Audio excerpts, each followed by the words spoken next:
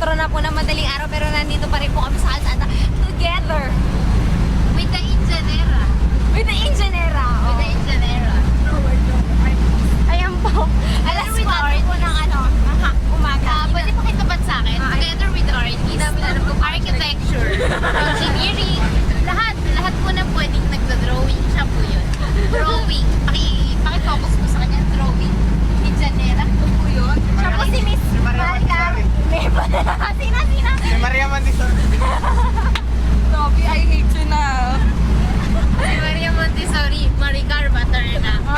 Tama Siya talaga yun eh. Hindi ko talaga alam kung paano maging Siya ko nagatas. Dapat joke. Tsaka nagkadasata siya. Lau, ano masasabi mo? Pakita ka naman.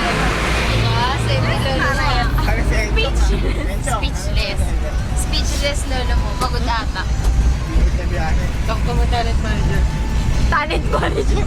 Pero going back, sino ba yung Janera? Si Maria Montessori. Si Miss Maria Montessori. Yung modern Maria Montessori. Walang iba po.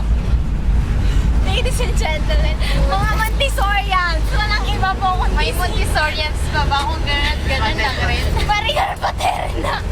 Kilala po siya sa palayaw niyang May. Opo.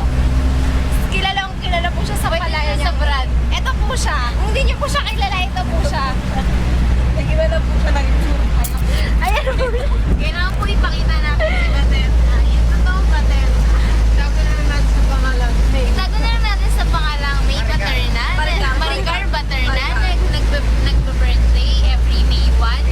30 years old na pero wala pa rin. May 1 Wala pa rin ano po. No, nothing. Ganyan na po niya. Speechless. May 190. Ano masasabi mo pinagkakaisahan ng lahat May ng talaga? 190. 80. Ganun talaga kapag Ingenera. Tama. Magko-comment ka pa? Hindi na po. Yes,